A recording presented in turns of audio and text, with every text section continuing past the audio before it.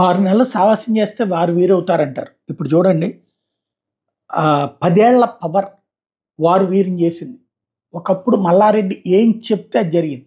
ఇప్పుడు ఆ మల్లారెడ్డిని వెంటాడి వేటాడుతున్నారు. మొన్న ఆయన స్థలానికి సంబంధించిన వివాదం చూసాం. ఇప్పుడు మరొక వివాదం.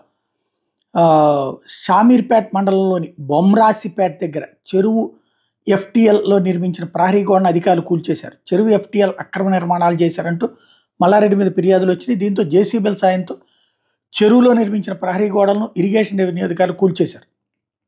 అట్లాగే పెద్ద చెరువును ఆక్రమించి నిర్మించిన మరికొన్ని నిర్మాణాలను కూల్చేశారు. మరోవైపు నగర శివార్లోని కుత్బుల్లాపూర్ మండలం జీడిమెట్ల గ్రామంలో సుచిత్ర పరిధిలో సర్వే నెంబర్ 82-83లో మల్లారెడ్డి ఇతరుల మధ్య నెలకొన్న భూ వివాదానికి సంబంధించి ఏదైతే మల్లారెడ్డి ఆయన అల్లుడు రాజశేఖర రెడ్డి వాదిస్తుంటే 1.11 ఎకరాలు భూమి తమదని, తమతో పాటు మరో 15 మందిదని చెప్తున్నారు కొంతమంది. అయితే 4 రోజుల క్రితం సర్వే నెంబర్ 82లో స్థలంలో మల్లారెడ్డి ఆయన అల్లుడికి మరో 15 మంది మధ్య వాగ్వివాదం చోటు చేసుకోవడం ఒక ఎత్తు అయితే 400 గజాలు చొప్పున గతంలో భూమిని కొనుగోలు చేశామని కోర్టు సైతం తమకు అనుకూలంగా తీర్పిచ్చిందని 15 మంది చెప్తున్నారు. అయితే ఆ స్థలం మీద కోర్టు ఆర్డర్ ఉన్నందున స్థలంలో ఎట్లాంటి గొడవ చేయొద్దని ఇరు వర్గాలకు పోలీసులు సర్ది చెప్పారు. అయితే మల్లారెడ్డి అనుచరులు తమను భయపెడుతున్నారని పోలీసులు 15 మంది సభ్యులు ఫిర్యాదు చేశారు. ఈ భూముల వివాదం ఇంకా కొనసాగుతుంది. తాజాగా ఇది విచిత్రమైన పరిణామం అన్నమాట.